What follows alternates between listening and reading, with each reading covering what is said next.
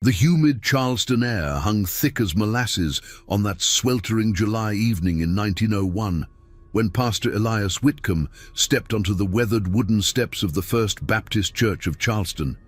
The gas lamps flickered against the gathering dusk, casting dancing shadows across the faces of the congregation that had assembled in the churchyard. Word had spread through the cobblestone streets like wildfire. The pastor had something extraordinary to announce.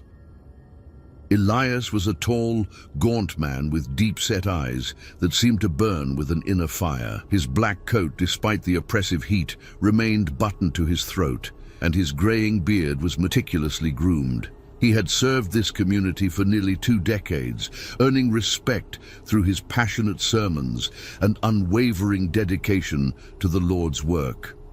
But tonight, something different emanated from him, an electric energy that made the crowd lean forward in anticipation. "Brothers and sisters," his voice boomed across the yard, carrying easily over the chirping of crickets and the distant sound of horse-drawn carriages on the main thoroughfare. "I stand before you tonight as a humble servant, blessed beyond measure by the Almighty's grace." The congregation murmured among themselves. Mrs. Adelaide Thornton, the mayor's wife, fanned herself vigorously while whispering to her companion. Young Thomas Fletcher, the blacksmith's apprentice, craned his neck to get a better view. Even old Samuel Hartwell, who rarely attended services due to his arthritis, had made the journey to hear what the pastor had to say. "The Lord," Elias continued, his voice rising with each word, "has seen fit to bestow upon my household a gift so profound, so miraculous, that I can barely comprehend its magnitude." He paused, allowing the weight of his words to settle over the crowd like a heavy blanket. "My daughters Clara and Miriam have been touched by divine grace." A collective gasp rippled through the assembly. Clara, 17, and Miriam, 15, were well known in Charleston's tight-knit community. Clara was admired for her beauty and gentle nature, often seen helping the elderly with their shopping or reading to the children after Sunday service. Miriam, though younger, possessed an intelligence that impressed even the most educated men in town. Both girls were considered paragons of Christian virtue. 3 nights ago, Elias's voice dropped to a reverent whisper that somehow carried to every ear. "As my daughters knelt in prayer before retiring, they were visited by an angel of the Lord. This celestial being spoke to them in tongues unknown to mortal men, blessing them with the power to heal the sick and comfort the afflicted." Dr. Benjamin Morrison, the town's physician, shifted uncomfortably in the crowd. He was a man of science, educated at Harvard Medical School, and such claims made him deeply uneasy. Yet he remained silent, unwilling to challenge the pastor publicly without evidence. "Tomorrow evening," Elias announced, his arms spreading wide as if to embrace the entire congregation, "I invite you all to witness the Lord's work through my blessed daughters. Come and see the power of faith made manifest. Come and be healed." And as the crowd began to disperse, excited chatter filling the night air, few noticed the subtle changes that had already begun to take hold. The gas lamps seemed to flicker more erratically than usual, casting shadows that moved independently of their sources. A faint, sweet smell, like flowers left too long in water, lingered in the air around the church. And if anyone had looked closely at the pastor's house, they might have seen 2 pale figures standing motionless at an upstairs window, their eyes reflecting the lamplight with an unnatural gleam. Inside the modest parsonage, Clara and Miriam Whitcomb sat in their shared bedroom, hands folded in their laps, staring at the wall with expressions of serene emptiness. They had not spoken since their father's announcement, had barely moved except to breathe. The only sound in the room was the soft whisper of wind through the curtains, wind that carried with it words in a language that predated human civilization, words that only they could hear and understand. The blessing had indeed come to the Whitcomb household, but blessings, as the people of Charleston would soon learn, often came with a price that was only revealed when it was far too late to refuse payment. The following evening brought with it an oppressive humidity that seemed to press down on Charleston like the weight of divine judgment. By 6 o'clock, a crowd of nearly 200 souls had gathered in and around the First Baptist Church, spilling out into the street and creating a sea of eager faces illuminated by the warm glow of gas lamps and lanterns. Pastor Whitcomb had arranged the church's interior to accommodate the unprecedented gathering. The wooden pews had been pushed against the walls, creating an open space in the center where his daughters could minister to those in need. Clara and Miriam stood near the altar, dressed in simple white cotton dresses that seemed to glow in the lamplight. Their hair was braided and pinned back severely, giving them an ethereal, almost otherworldly appearance. "Let us begin with prayer," Elias announced, his voice carrying easily through the packed church. The crowd fell silent, heads bowed, as he offered a lengthy invocation asking for God's blessing on the evening's proceedings. When the prayer concluded, a nervous energy filled the air. People shifted restlessly, whispering among themselves, unsure of what to expect. It was then that Mrs. Catherine Brennan, a widow in her 60s who had been suffering from a painful limp for over a year, stepped forward with the help of her walking stick. "Pastor," she said, her voice trembling with a mixture of hope and fear, "my leg. The doctor says there's nothing more to be done. The pain keeps me awake at night, and I can barely manage my daily tasks." Clara moved forward with a grace that seemed almost supernatural. Her movements were fluid, deliberate, as if she were following choreography known only to her. She approached Mrs. Brennan with a serene smile that never quite reached her eyes. "The Lord sees your suffering, sister," Clara said, her voice carrying a musical quality that hadn't been there before. "He wishes to ease your burden." She placed her hands on Mrs. Brennan's leg, just above the knee where the pain was most severe. The moment her palms made contact, a visible shudder ran through the older woman's body. Her eyes widened, and she gasped as if she had been struck by lightning. "I can feel it," Mrs. Brennan whispered, her voice filled with wonder. "Something warm, moving through my leg like liquid fire." The crowd pressed closer, straining to see what was happening. Dr. Morrison pushed through the throng, his medical bag in hand, determined to observe whatever was taking place with a scientific eye. Clara's hands remained on Mrs. Brennan's leg for perhaps 30 seconds, though it felt like an eternity to those watching. When she finally stepped back, her face was pale but radiant, as if she had just completed some sacred ritual. "Walk, sister," Clara commanded softly. Mrs. Brennan hesitated for a moment, then tentatively put weight on her afflicted leg. Her eyes widened in amazement as she took a step, then another, without the aid of her walking stick. The pain that had plagued her for months was completely gone. "Praise the Lord," she cried out, tears streaming down her weathered cheeks. "I'm healed. I'm truly healed." The church erupted in a mixture of gasps, prayers, and exclamations of wonder. Several people fell to their knees, overwhelmed by what they had witnessed. Others pushed forward, eager to be the next to receive this miraculous healing. Dr. Morrison approached Mrs. Brennan, his face a mask of professional skepticism. "May I examine your leg, Catherine?" he asked. She nodded enthusiastically, and the doctor conducted a thorough examination, testing her range of motion, checking for swelling, and asking detailed questions about her pain levels. After several minutes, he straightened up, his expression troubled. "I cannot explain it," he admitted to the crowd. "The inflammation that was clearly present in her knee joint appears to have completely subsided. By all medical understanding, this should not be possible." The crowd's excitement reached a fever pitch. More people pressed forward, each hoping to be touched by the divine grace that flowed through the Whitcomb daughters. Miriam, who had remained silent during Clara's healing, now stepped forward to address a young man named Peter Hawkins, who had been born with a withered arm. "Brother Peter," Miriam said, her voice carrying the same musical quality as her sister's. "Your faith has brought you here tonight. The Lord wishes to make you whole." As Miriam placed her hands on Peter's deformed limb, the same phenomenon occurred. The young man's body convulsed as if struck by electricity, and before the amazed eyes of the congregation, his withered arm began to fill out, the muscles strengthening and the bones straightening until it appeared completely normal. The crowd was now in a state of religious ecstasy. People wept, prayed, and sang hymns of praise. Pastor Whitcomb stood to one side, his face glowing with pride and religious fervor, believing himself to be witnessing the hand of God working through his daughters. But Dr. Morrison noticed something that the others, caught up in their religious euphoria, had missed.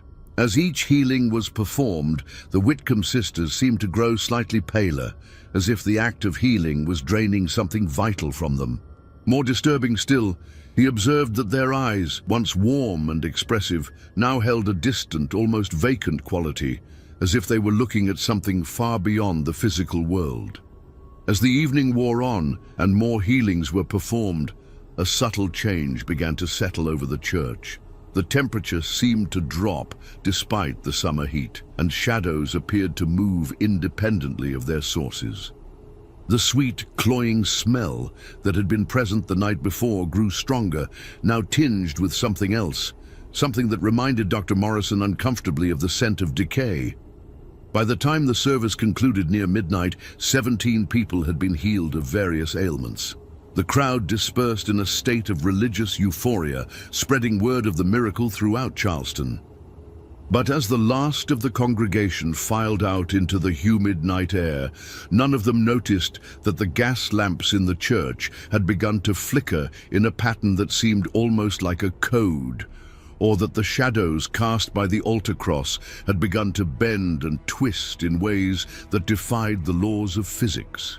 In the parsonage next door, Clara and Miriam sat in their bedroom, staring at the wall with the same vacant expressions they had worn the night before. They had not spoken since the healing service ended, had not acknowledged their father's proud congratulations or their neighbor's grateful thanks. They simply sat, listening to whispers that came from somewhere beyond the veil of the physical world, whispers that spoke of prices to be paid and debts that would soon come due. The first miracle had been performed, and Charleston would never be the same. 3 days after the miraculous healing service, Charleston buzzed with an energy that bordered on hysteria. Word of the Whitcomb sisters' divine gifts had spread beyond the city limits, drawing pilgrims from as far away as Savannah and Columbia. The modest First Baptist Church could no longer accommodate the crowds, forcing Pastor Whitcomb to move the healing services to the town square. Dr.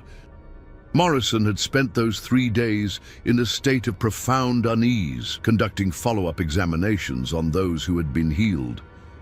What he discovered defied not only medical explanation, but seemed to violate the very laws of nature. Mrs. Brennan's knee showed no signs of the arthritis that had plagued her for years. The cartilage appeared to have regenerated completely. Peter Hawkins' arm was not only functional, but showed muscle development that should have taken months of physical therapy to achieve. Yet something else troubled the doctor deeply. Each person he examined displayed a subtle but unmistakable change in their demeanor. They spoke of their healing with the appropriate gratitude and wonder, but their eyes held a distant quality, as if part of their consciousness remained elsewhere. More disturbing still, several reported experiencing vivid dreams filled with imagery they couldn't quite remember upon waking, dreams that left them feeling both blessed and somehow diminished. On the 4th morning, Dr. Morrison's worst fears began to manifest. Mrs. Brennan arrived at his office before dawn, her face pale and drawn with exhaustion. "Doctor," she said, her voice barely above a whisper, "something's wrong. The pain in my leg is gone, praise the Lord, but I can't feel anything else either. It's as if that part of my body doesn't belong to me anymore." Morrison conducted a thorough examination and discovered that while Mrs. Brennan's leg was indeed healed, she had lost all sensation below the knee. More alarming still, the skin in that area had taken on a waxy, almost translucent quality, that reminded him uncomfortably of a corpse. "There's something else, Doctor," Mrs. Brennan continued, wrapping her shawl more tightly around her shoulders despite the morning heat. "I've been having dreams, terrible dreams. There's a voice that speaks to me in a language I don't understand, but somehow I know what it's saying. It tells me that the healing came with a price, and that price will be collected soon." Before Dr. Morrison could respond, young Peter Hawkins burst through the office door, his newly healed arm hanging limp at his side. His face was flushed with fever, and his eyes held a wild, desperate quality. "Doctor, you have to help me," he gasped. "My arm, it's not mine anymore. I can move it, but I can't feel it. And sometimes it moves on its own. Last night, I woke up to find it writing things in a language I've never seen before. When I tried to stop it, the hand wouldn't obey me." Morrison examined Peter's arm and found the same waxy, lifeless quality he had observed in Mrs. Brennan's leg. The muscle tone was perfect, the range of motion complete, but the limb felt cold to the touch and showed no response to pain stimuli. As the morning progressed, more of the healed began to arrive at Dr. Morrison's office, each reporting similar symptoms. The parts of their bodies that had been touched by the Whitcomb sisters' healing power were becoming increasingly numb and unresponsive, while their dreams grew more vivid and disturbing. Meanwhile, at the parsonage, Pastor Whitcomb was preparing for another healing service, oblivious to the growing crisis among his daughter's previous patients. Clara and Miriam had not left their room in 2 days, claiming they needed to pray and prepare for the Lord's work. When Elias knocked on their door to check on them, they responded in voices that seemed to harmonize in impossible ways, assuring him that all was well and that they were simply communing with the divine. What the pastor didn't know was that his daughters were no longer alone in that room. The entity that had first appeared to them as an angel had revealed its true nature, and the price for its gifts was becoming clear. Each healing they performed transferred a portion of the recipient's life force to the entity, while simultaneously binding that person to its will. The healed were becoming vessels, empty shells that could be filled with the entity's influence when the time was right. That evening, as another crowd gathered in the town square for the healing service, Dr. Morrison made a desperate decision. He approached Pastor Whitcomb privately, pulling him aside before the service could begin. "Elias, I need to speak with you about the healings," Morrison said, his voice urgent. "There are complications, serious complications that you need to know about." Pastor Whitcomb's eyes flashed with irritation. "Benjamin, I understand that as a man of science, this challenges your understanding of the natural world. But what my daughters are doing is the work of the Lord. I will not have you spreading doubt among the faithful." "This isn't about faith or science," Morrison insisted. "The people who have been healed are experiencing severe side effects. They're losing sensation in the healed areas, and their behavior is changing. Something is very wrong here." Before Pastor Whitcomb could respond, a commotion erupted in the crowd. Mrs. Brennan had collapsed in the town square, her body convulsing violently. As Dr. Morrison rushed to her aid, he noticed that her eyes had rolled back, showing only the whites, and she was speaking in the same unknown language that several other patients had mentioned in their dreams. The crowd pressed closer, some interpreting her convulsions as a sign of divine possession, others backing away in fear. But Morrison noticed something that chilled him to the bone. Mrs. Brennan was not alone in her affliction. Throughout the crowd, others who had been healed in previous services were beginning to show similar symptoms. Their eyes were rolling back, their bodies swaying in unison, and from their lips came the same alien words in perfect synchronization. As the possessed began to move through the crowd with jerky, unnatural movements, panic started to spread among the onlookers. Some fled in terror, while others fell to their knees in prayer, believing they were witnessing some form of divine revelation. At the center of it all, Clara and Miriam Whitcomb stood motionless, their white dresses billowing in a wind that seemed to affect only them. Their eyes were now completely black, reflecting no light, and when they spoke, their voices carried harmonics that no human throat should have been able to produce. "The harvest begins," they said in unison, their words carrying across the square with supernatural clarity. "Those who have received grace must now give grace in return. The vessel must be filled, and the ancient hunger must be fed." Dr. Morrison realized with growing horror that the healings had never been miracles at all. They had been a form of spiritual infection, preparing the recipients to serve as conduits for something ancient and malevolent. The entity that had appeared to the Whitcomb sisters had been patient, building its influence slowly, but now it was ready to claim its due. As chaos erupted in the town square and the possessed began to converge on the remaining crowd with predatory intent, Morrison understood that Charleston was facing something far worse than a crisis of faith. They were confronting an evil that had used their deepest beliefs against them, turning their hope for divine intervention into a gateway for damnation. The price of grace was about to be collected in full, and the currency would be measured in souls.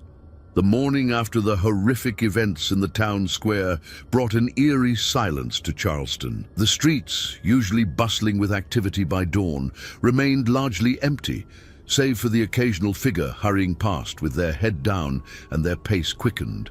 Word of what had transpired spread through whispered conversations behind locked doors and drawn curtains. Dr. Morrison had spent the night at his office, treating those who had been injured in the panic that followed the mass possession. 17 people had been trampled in the chaos, and 3 remained missing, including Mrs. Brennan, who had vanished along with the other possessed individuals when the crowd finally dispersed. The doctor's hands shook as he cleaned and bandaged wounds, his mind struggling to process what he had witnessed. At the parsonage, Pastor Whitcomb sat in his study, staring at the Bible open before him, but seeing none of the words. His world had crumbled in the span of a few hours, and he found himself questioning everything he had believed about his daughter's gifts. The memory of their black eyes and inhuman voices haunted him, but a part of him still clung to the hope that there was some divine explanation for what had occurred. A soft knock at his door interrupted his troubled thoughts. "Come in," he called, his voice hoarse from the previous night's shouting. To his surprise, Clara entered the room, looking exactly as she had before the first healing service. Her eyes clear and blue, her expression gentle and concerned. She wore a simple blue dress instead of the white gown from the night before, and her hair was arranged in the modest style she had always favored. "Father," she said, her voice carrying none of the supernatural harmonics that had terrified the crowd. "I wanted to speak with you about what happened last night." Elias studied his daughter's face carefully, searching for any sign of the otherworldly presence that had seemed to possess her. "Clara, my dear child, what has happened to you and your sister? What was that thing that spoke through you?" Clara moved closer, settling into the chair across from his desk, with the same graceful movements she had always possessed. "Father, I need you to understand something important. What you witnessed last night was not evil, it was a test of faith. The Lord works in mysterious ways, and sometimes his methods can appear frightening to those who lack understanding." "A test?" Elias's voice cracked with emotion. "Clara, people were hurt. Mrs. Brennan and the others, and they disappeared. Their families are beside themselves with worry. They have been called to serve a higher purpose," Clara replied, her tone remaining calm and reassuring. "Just as Miriam and I have been called, the Lord has chosen us to be vessels for his will, and sometimes that requires sacrifice." Dr. Morrison, who had been making his way to the parsonage to confront the pastor about his daughters, paused outside the study window when he heard voices within. What he observed through the gap in the curtains made his blood run cold. Clara appeared completely normal, but her shadow on the wall behind her moved independently, writhing and shifting in patterns that hurt to look at directly. "Where is Miriam?" Pastor Whitcomb asked, his voice heavy with dread. "She is preparing for the next phase of our ministry," Clara answered. "Tonight, we will complete the work that was begun. Those who have been blessed with healing will fulfill their purpose, and Charleston will become a beacon of divine power that will draw the faithful from across the nation." "Clara, please," Elias pleaded, reaching across the desk to take his daughter's hand. "This isn't the Lord's work. I can feel it in my soul. There's something dark here, something that's using you and your sister for its own purposes." The moment his fingers touched Clara's hand, Pastor Whitcomb gasped and jerked back as if he had been burned. Her skin was ice cold, and for just an instant he had felt something else, a presence vast and hungry that regarded him with ancient malevolence. Clara's expression didn't change, but her voice took on a subtle edge. "Father, your faith is being tested. Do not fail the Lord, as so many others have. Accept his will, and you will be rewarded. Resist, and you will share the fate of those who oppose divine purpose." Outside the window, Dr. Morrison had heard enough. He crept away from the parsonage and made his way quickly through the empty streets to the home of Judge Marcus Caldwell, one of the few prominent citizens who had not attended the healing services. If anyone in Charleston had the authority and influence to organize resistance to whatever was happening, it would be the judge. Judge Caldwell, a stern man in his 60s with silver hair and penetrating grey eyes, listened to Dr. Morrison's account with growing alarm. As a man of law and reason, he had always been skeptical of religious extremism, but what the doctor described went far beyond mere fanaticism. "You're telling me that these healing services have been some form of spiritual infection?" the judge asked, pouring himself a generous measure of whiskey despite the early hour. "That's exactly what I'm telling you," Morrison replied. "The people who were healed have been changed, transformed into something else, and now they've disappeared along with the Whitcomb sisters. I believe they're planning something for tonight, something that will affect the entire town." Judge Caldwell was quiet for a long moment, staring out his window at the unnaturally quiet streets. "What do you propose we do? We can't exactly arrest someone for performing miracles, even if those miracles have complications. We need to find where they've taken the missing people," Morrison said, "and we need to warn the townspeople to stay in their homes tonight. Whatever the Whitcomb sisters are planning, I don't think it will be limited to those who attended the healing services." As if summoned by their conversation, a low, harmonious humming began to drift through the air, a sound that seemed to come from everywhere and nowhere at once. Both men moved to the window and looked out to see a sight that defied explanation. The missing townspeople were walking through the streets in perfect formation, their movements synchronized like dancers following unheard music. Mrs. Brennan led the procession, her face serene, but her eyes completely black. Behind her came Peter Hawkins and the others who had been healed, all moving with the same eerie coordination. But it was what followed the possessed that truly terrified the two observers. Shadows moved independently of their sources, flowing along the ground like liquid darkness. The very air seemed to shimmer with an otherworldly energy, and the temperature began to drop despite the summer heat. "Dear God," Judge Caldwell whispered, "what have we allowed into our town?" The procession moved toward the town square, where a crowd was already beginning to gather. Not the eager, hopeful crowd that had attended the healing services, but a mass of people who moved with the same synchronized precision as the possessed. Dr. Morrison realized with growing horror that the influence was spreading, affecting even those who had never been directly touched by the Whitcomb sisters' power. "It's too late," he said, his voice barely audible. "Whatever they're planning, it's already begun. The entire town is falling under their influence." As the sun began to set over Charleston, casting long shadows that seemed to move with malevolent purpose, The two men watched helplessly as their community transformed before their eyes. The entity that had first appeared to Clara and Miriam Wickham was finally ready to reveal its true nature and claim the harvest it had so patiently cultivated. The blessing that had come to Charleston was about to show its true face, and that face was one of ancient hunger and endless darkness. As darkness fell over Charleston, the town square transformed into something that belonged more in a nightmare than in the heart of a God-fearing community. The possessed townspeople had arranged themselves in concentric circles around a makeshift altar constructed from the church's wooden pews.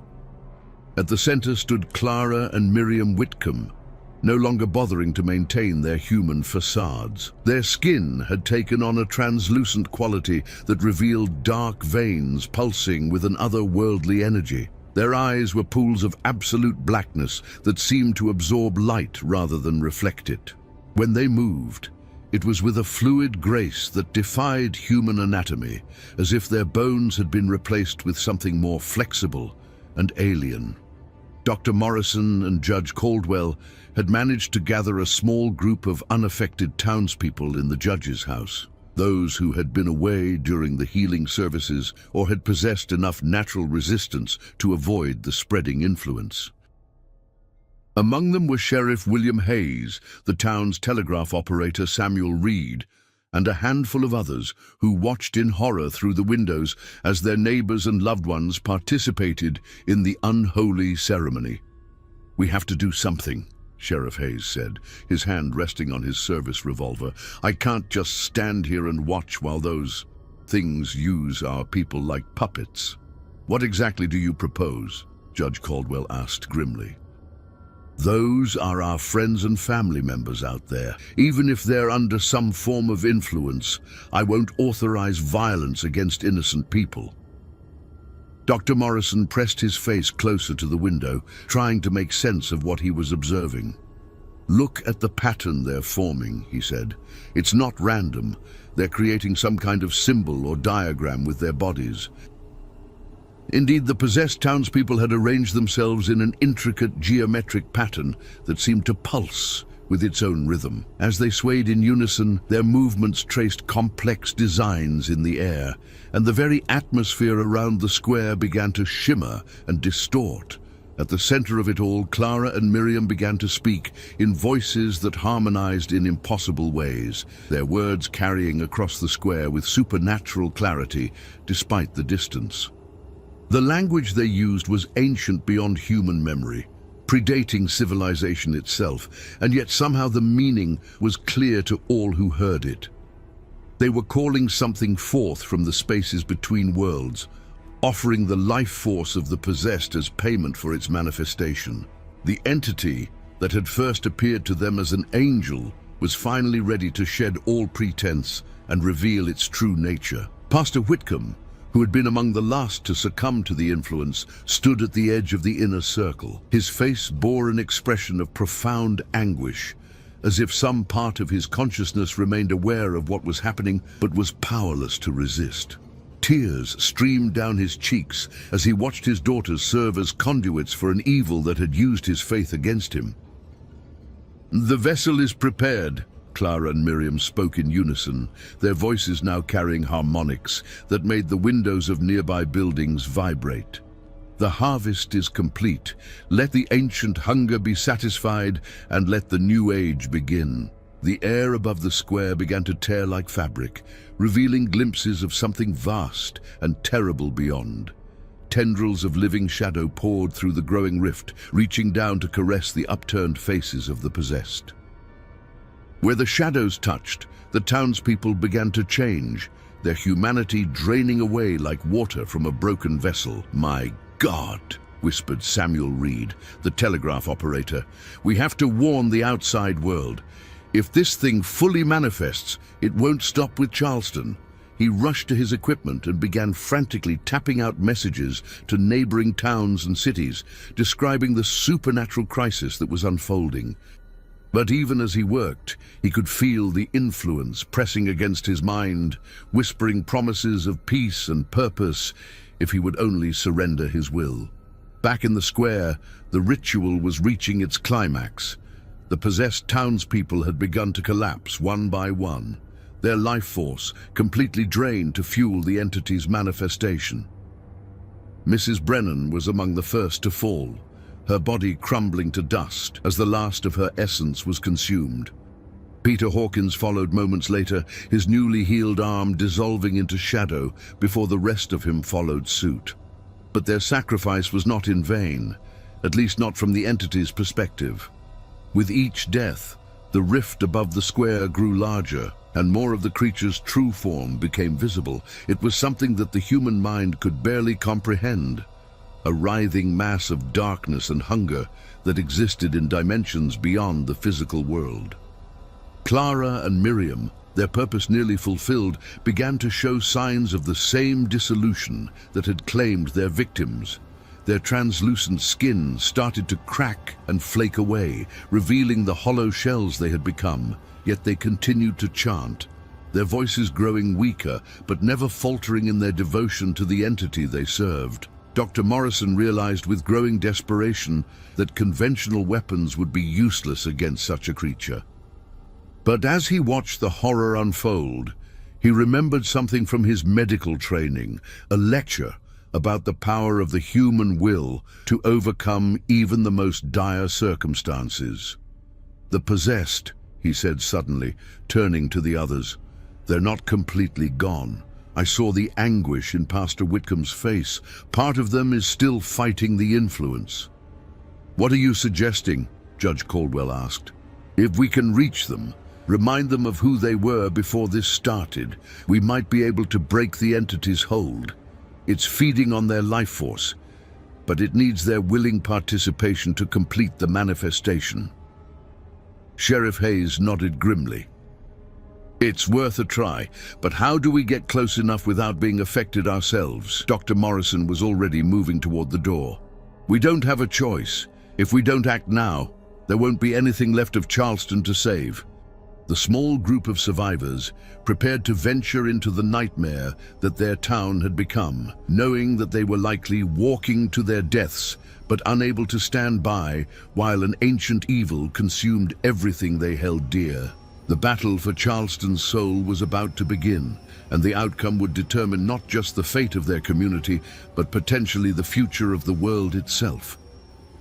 As they stepped out into the shadow-filled streets, the entity's laughter echoed across the square, a sound like breaking glass and dying stars that promised suffering beyond imagination for any who dared to oppose its will.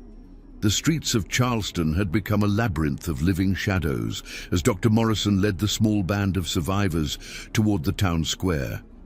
The very air seemed thick with malevolent energy, and each step forward required tremendous effort, as if they were walking through invisible molasses.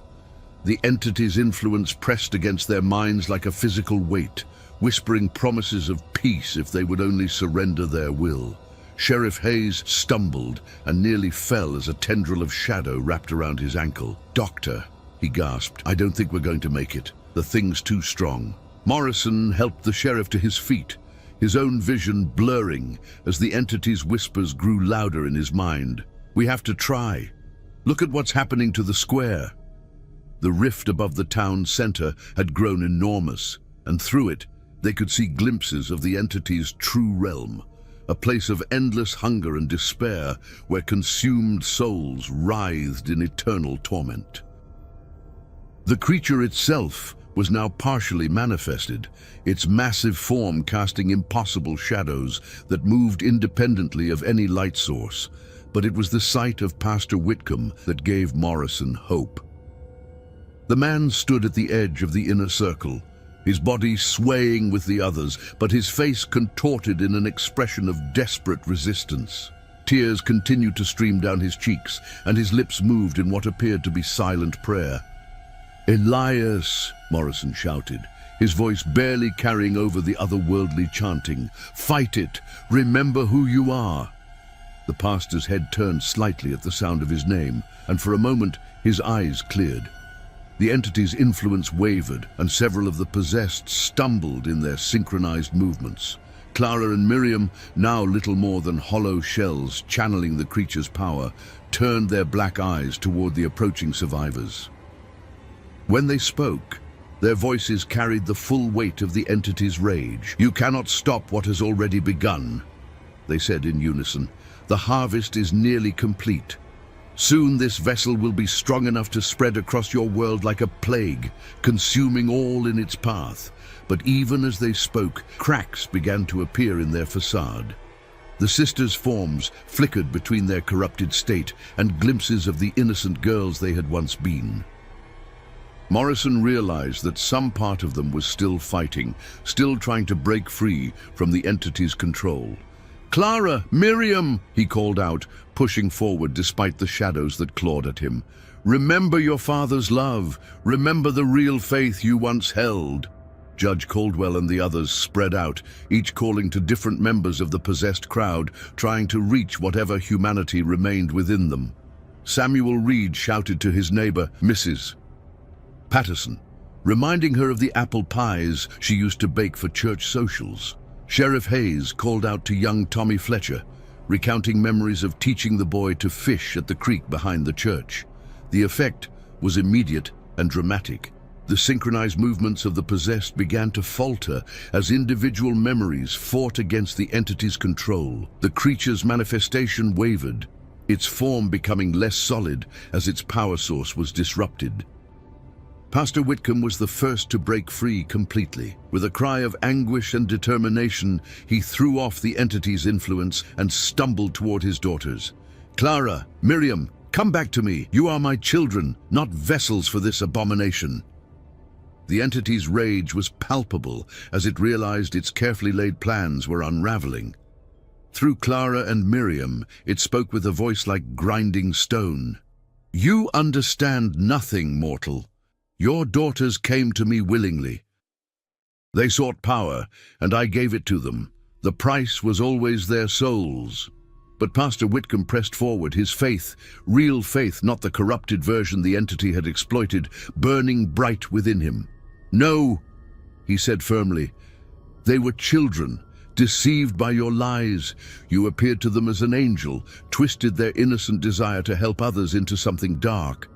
But love is stronger than deception, and I will not abandon my daughters to you." He reached out and grasped Clara's hand, ignoring the searing cold that burned his flesh. The moment their skin touched, memories flooded through the connection. Clara as a baby, taking her first steps. Clara reading to the younger children after Sunday service. Clara comforting him after her mother's death, promising that they would always be a family. Clara's black eyes flickered, and for an instant they returned to their natural blue. "Father?" she whispered, her voice small and confused, like a child waking from a nightmare.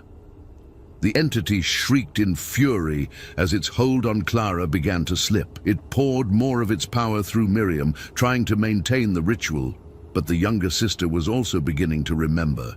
The sight of her father's love for Clara awakened her own memories, playing in the garden behind the parsonage, learning to read from the family Bible, the warmth of her father's embrace when thunderstorms frightened her.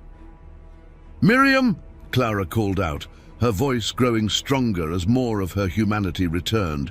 "Remember who we are. Remember what we truly believed before this thing corrupted our faith."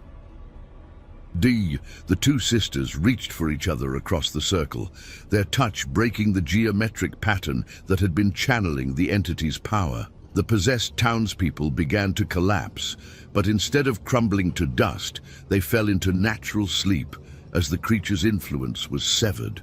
The entity, realizing that its manifestation was failing, made one final desperate attempt to complete its work. It poured all of its remaining power into the rift above the square, trying to force its way fully into the physical world before its anchors were completely lost. The air itself seemed to scream as reality bent and twisted around the creature's efforts. Buildings groaned and cracked, windows shattered, and the very ground beneath their feet began to buckle and heave. Dr. Morrison understood that they had only moments before the entity's death throes destroyed the entire town. "Everyone needs to get clear," he shouted. "The whole square is going to collapse."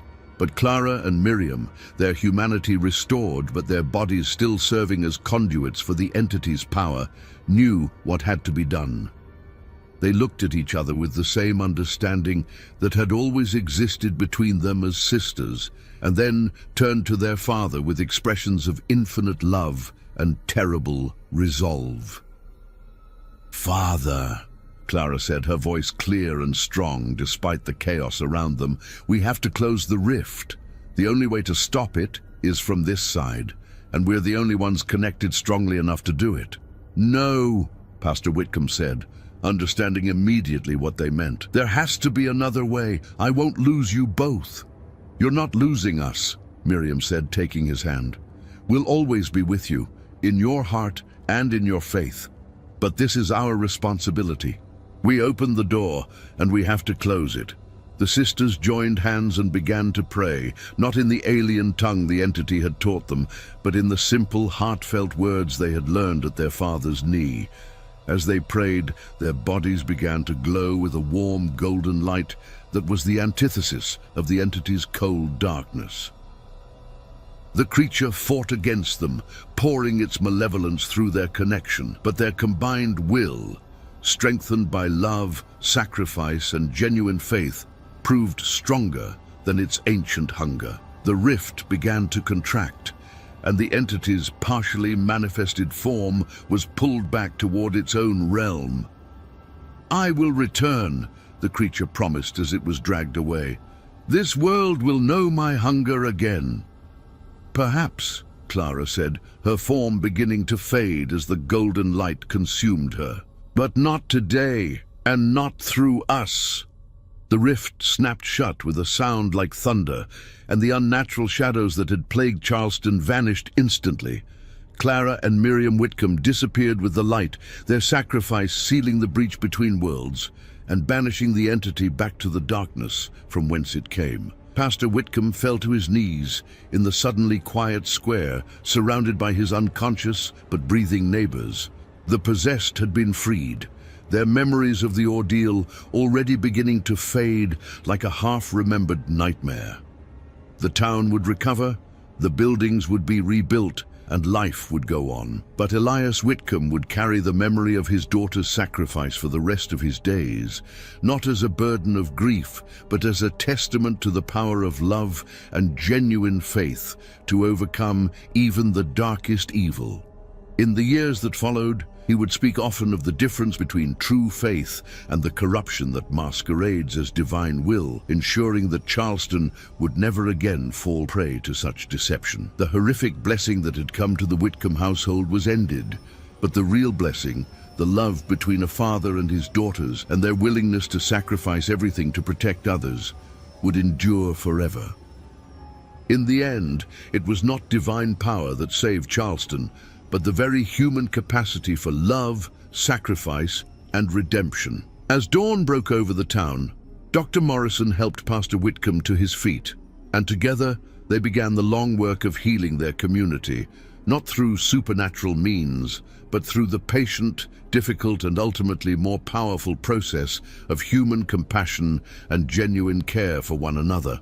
The shadows were gone, and Charleston was free. 6 months after the events that would come to be known as the Charleston Incident, in hushed conversations and carefully worded newspaper reports, life in the small South Carolina town had settled into a new rhythm.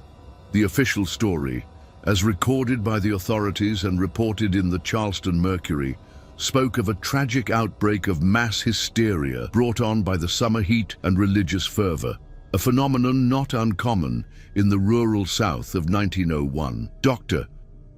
Benjamin Morrison had been instrumental in crafting this narrative, understanding that the truth would either be dismissed as madness or, worse, attract the attention of those who might seek to replicate what the Whitcomb sisters had inadvertently unleashed.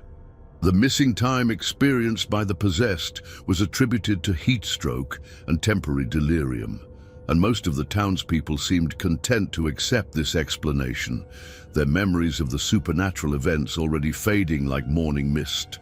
The First Baptist Church of Charleston had been rebuilt on the same site, but Pastor Elias Whitcomb no longer stood at its pulpit. He had requested a transfer to a small mission church in the mountains of North Carolina, claiming that he needed time for reflection and spiritual renewal. The truth was that he could no longer bear to look upon the altar where his daughters had made their final sacrifice, or to see the faces of the townspeople who had been touched by the entity's influence. On this particular February morning, as snow dusted the peaks of the Blue Ridge Mountains, Pastor Whitcomb sat in his modest cabin, writing in the journal he had kept since leaving Charleston. His hair had gone completely white in the months since the incident, and deep lines etched his face, but his eyes held a clarity that had been absent during those dark summer days. February 15th, 1902. I dreamed of Clara and Miriam again last night. Not the hollow shells they became in those final days, but my daughters as they truly were, full of life and laughter, eager to serve the Lord and help their fellow man. In the dream, they were children again, chasing fireflies in the garden behind the parsonage while their mother called them in for supper. I have come to understand that the entity which corrupted them was drawn not by evil in their hearts, but by the very purity of their intentions. It fed on their desire to heal and help others, twisting that noble impulse into something dark and hungry. This knowledge brings me both comfort and caution. Comfort because I know my daughters were innocent victims, and caution because I now understand how easily good intentions can be perverted by forces beyond our comprehension. Dr. Morrison writes to me regularly, keeping me informed of Charleston's recovery. The townspeople who were possessed have shown no lasting effects, though several have reported dreams of a place of shadows and whispers. Mrs. Brennan's leg remains healed, though she claims it sometimes aches when storms approach, as if it remembers the unnatural touch that restored it. Young Peter Hawkins has become something of a local hero, using his restored arm to help rebuild the homes damaged during that terrible night. He speaks little of his experience, but Dr. Morrison tells me the young man has developed an almost supernatural ability to sense when others are in spiritual distress. Perhaps some gifts, once given, cannot be entirely taken away. Pastor Whitcomb paused in his writing, setting down his pen to stare out the window at the snow-covered landscape. In the distance he could see the small church where he now ministered to a congregation of mountain folk, simple people who asked little of their pastor beyond honest sermons and genuine care for their souls. A knock at his door interrupted his reverie. He opened it to find Sarah Mackenzie, a young woman from his congregation whose husband had been killed in a mining accident the previous month. Her eyes were red with recent tears, and she clutched a letter in her trembling hands. "Pastor Whitcomb," she said, her voice barely above a whisper, "I received word from the mining company. They're saying James's death was his own fault, that he was drinking on the job. They won't pay the compensation they promised, and I don't know how I'll feed my children." Elias invited her in, settling her by the fire with a cup of hot tea. As he listened to her story, he felt the familiar stirring of righteous anger at injustice, the same feeling that had once driven him to seek divine intervention for his community's problems. But now, he understood the difference between seeking God's help and demanding miraculous solutions. "Sarah," he said gently, "I cannot promise you miracles or easy answers, but I can promise you that you are not alone in this struggle. Tomorrow, I'll ride down to the mining office with you and we'll speak to them together. Sometimes the presence of a witness is enough to remind people of their Christian duty." "But what if they still refuse?" she asked, her voice breaking. "Then we'll find another way," Elias replied firmly. "We'll speak to the other families in the congregation, organize a collection to help you through the winter. We'll write letters to the newspapers, to the state authorities if necessary. The Lord helps those who help themselves, and sometimes his greatest miracles come through the hands and hearts of ordinary people working together." Sarah's face brightened slightly at his words, This was not the promise of supernatural intervention she might have hoped for, but it was something more valuable, the assurance of human solidarity and practical action. After she left, Pastor Whitcomb returned to his journal, his pen moving steadily across the page. I have learned that true faith is not about seeking signs and wonders, but about finding the strength to do what is right, even when the heavens seem silent. The entity that destroyed my daughters fed on our desire for easy answers to difficult problems, our wish to see God's hand moving visibly in the world. But God's hand is always moving, in the kindness of neighbors, in the courage of those who stand up for justice, in the love that binds families together, even in the face of tragedy. These are the real miracles, the ones that happen every day without fanfare or recognition. I failed my daughters by encouraging them to seek supernatural gifts instead of nurturing the natural compassion they already possessed. I will not make that mistake again. My ministry now is simpler, but perhaps more honest, to remind people that they already have everything they need to serve God and help their fellow man. The power to heal does not come from above, but from within, and it is measured not in dramatic cures, but in small acts of love and service. As evening fell over the mountains, Pastor Whitcomb closed his journal and prepared for bed. Tomorrow would bring new challenges, new opportunities to serve his small congregation without the promise of miracles or supernatural intervention. It was harder work than what he had done in Charleston, but it was also more honest, more grounded in the reality of human struggle and human love. In Charleston, Dr. Morrison was conducting his evening rounds, checking on patients who suffered from ailments that could be treated with medicine and care rather than divine intervention. The town had learned to be suspicious of easy answers and miraculous cures, but it had also learned to value the steady, unglamorous work of healing that came through human knowledge and compassion. The shadows that had once plagued Charleston were gone, banished by the sacrifice of two young women who had chosen love over power, redemption over damnation. But the real victory was not in the dramatic confrontation with supernatural evil. It was in the quiet work of rebuilding that followed, the patient process of learning to trust in human goodness rather than seeking shortcuts through divine intervention. The horrific blessing that had come to the Whitcomb household was ended, but the lessons it taught would endure for generations. In a world where the line between faith and fanaticism could be dangerously thin, Charleston had learned to value the difference between genuine spirituality and the corruption that masqueraded as divine will. And in the mountains of North Carolina, a grieving father continued his work of ministry, carrying the memory of his daughters not as a burden of guilt, but as a reminder that the greatest miracles are often the ones we create ourselves through love, sacrifice, and the courage to do what is right, even when the cost is dear. The story of Clara and Miriam Whitcomb became a cautionary tale, whispered in theological seminaries and medical schools. A reminder that the human desire for transcendence could be both a blessing and a curse. But for those who knew them best, they were remembered not as cautionary figures, but as heroes who had chosen to save their community even at the cost of their own lives. In the end,